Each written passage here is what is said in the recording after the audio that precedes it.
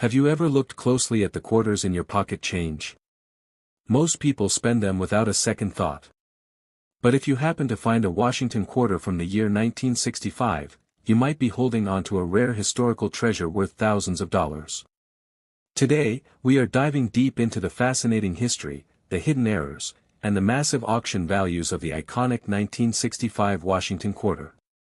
To understand why this specific year is so special, we have to look back at a massive turning point in American history. Before 1965, United States quarters were made of 90% pure silver. They were heavy, valuable, and highly prized. However, by the early 1960s, the price of silver bullion began to skyrocket, and people started hoarding coins faster than the government could produce them. To save the monetary system, President Lyndon B. Johnson signed the Coinage Act of 1965 into law. This monumental act completely stripped the silver content from dimes and quarters, replacing them with a modern copper-nickel clad composition. The new coins featured a pure copper core sandwiched between layers of copper and nickel. Because of this historic change, the United States Mint faced an absolute production frenzy. To stop public speculation and prevent hoarding, the government decided to remove all mint marks from quarters between 1965 and 1967. This means every single 1965 quarter you find will look exactly like the one in your pocket right now, featuring no mint mark under Washington's portrait. The mint ended up striking over 1.8 billion of these clad quarters, making them incredibly common in worn, circulated condition. In fact, an ordinary, heavily circulated 1965 quarter is only worth its face value of 25 cents. But this frantic production overlap is exactly where a legendary error was born. During the chaotic transition in late 1965, the mint was simultaneously striking new clad quarters and finishing up old 90% silver blanks.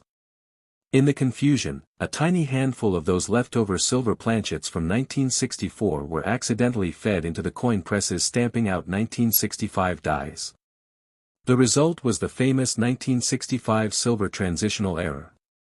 This coin looks almost identical to a regular clad quarter on the surface, but it is actually made of solid 90% silver. Because only a few of these historic mistakes slipped past inspectors, they are incredibly rare and highly sought after by elite collectors. In recent years, certified examples of this exact silver error have sold at major auctions for anywhere from $5,000 to over $16,000. So, how do you know if you have found one of these multi-thousand-dollar treasures? There are two simple tests you can perform right at home. First, examine the edge of the coin. A standard, common 1965 quarter will show a distinct, bright copper stripe running along the reeded edge, revealing its layered clad composition.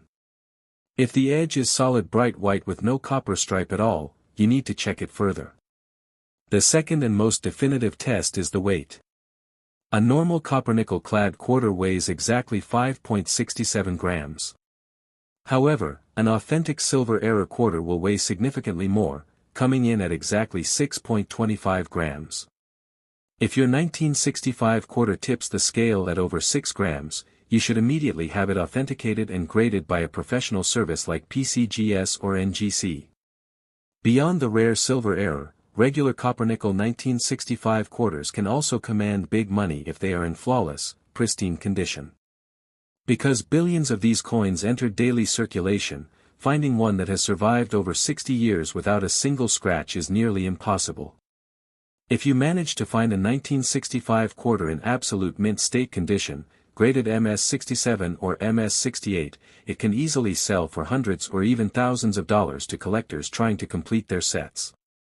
Additionally, keep an eye out for double die errors. Look closely at the words Liberty, Indiana God We Trust, and the date 1965 under strong magnification. If you see clear, distinct doubling on the lettering, you might have a valuable variety worth hundreds of dollars depending on the grade. The next time you receive change at the grocery store or sort through an old jar of coins, do not just brush off the 1965 quarter. Check the edge, weigh the coin, and look closely at the details. You just might be holding a piece of secret numismatic history worth a small fortune. Thanks for watching.